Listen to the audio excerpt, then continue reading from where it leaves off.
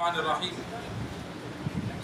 امی عائشہ رضی اللہ تعالی عنہ روایت کرتی ہیں کہ آپ صلی اللہ علیہ وسلم نے ایک یہودی سے ادھار غلہ خریدا اور لوہے کی زرہ اس کے پاس رہن رکھوائی۔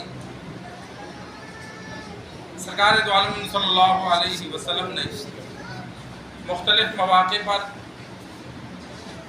ازواج مطہرات گھر کی ضرورت کے لیے قرض لیا، سائل کو مانگنے والوں کو دینے کے لیے قرض لیا۔ آپ صلی اللہ علیہ وسلم جب دنیا سے تشریف لے گئے تو اس وقت بھی ایک یہودی کے پاس زرہ بطور رہن کے رکھی ہوئی تھی، 30 سا کھجوریں اس سے قرض لی تھی۔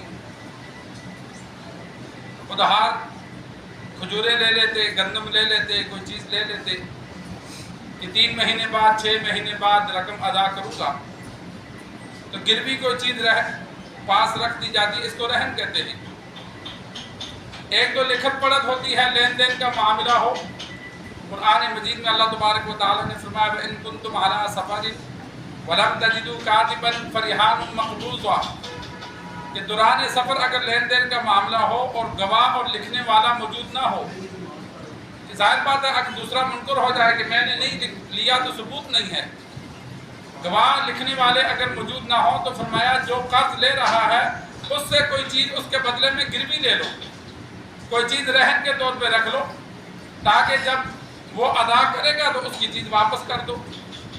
تو یہ سفر سے ہٹ کر بھی ہے، اگر شہر میں بھی ایک بندے کو ضرورت ہے اور اسے قرض نہیں مل رہا تو وہ کوئی چیز گروی رکھ دے کہ بھائی میری فلان چیز ہے، موٹر سائیکل ہے، جائیداد ہے، پلاٹ ہے، گاڑی ہے، گھر ہے، یہ بطور گروی تو رکھ لے، جب میں پیسے دے دوں گا تو میری یہ چیز واپس کر دینا۔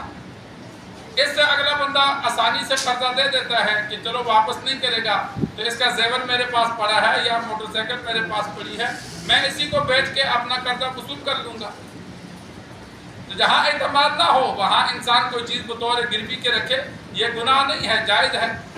البتہ گروی رکھی ہوئی چیز کو استعمال نہیں کر سکتا۔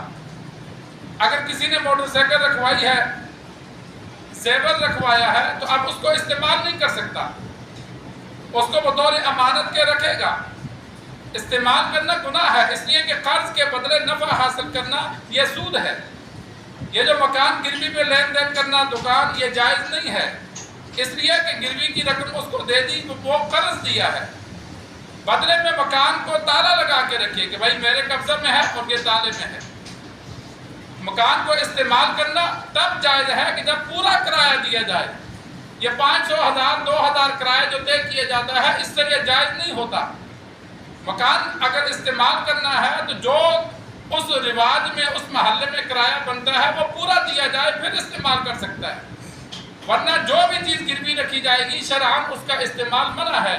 وہ صرف حفاظت کے طور پہ رکھے گا کہ میری رقم واپس کرے گا تو اپنی چیز لے جائے گا۔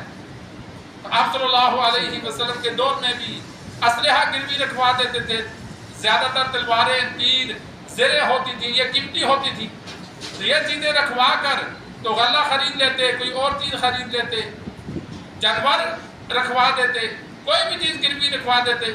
آج کل جس طرح پلاٹ کے کاغذات رکھوا دیے، مکان کے کاغذات رکھوا دیے، اسٹامپ پیپر کر دیا کہ بھائی میں نے 5 لاکھ لیا ہے، یہ کاغذ اس کو دے دیے، ادا کر دوں گا تو ٹھیک ہے، نہیں تو یہ جگہ بیچ کے اپنے پیسے لے لے۔ لیکن جتنا قرضہ دیا اتنا واپس لینا ہے، اوپر زیادہ لینا یہ بھی سود ہے، اور گروی رکھی ہوئی چیز کو استعمال کرنا یہ بھی سود ہے، یہ دونوں منع ہے۔ تو سرکار دو عالم صلی اللہ علیہ وسلم نے قرض لیا۔